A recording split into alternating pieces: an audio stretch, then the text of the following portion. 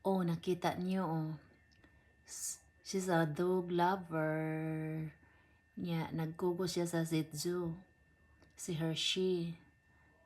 Unya, ang usa po na sige kaukaw sa til kay magpakugo siguro si June. So we have Chihuahua and Shih Tzu. The Chihuahua called John.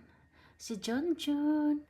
So duha among iro. So when I was pregnant with my twin, we had the Shih Tzu, Hershey. But it is too much work for me, so I gave away to my friend. Yeah, we keep John, the Chihuahua.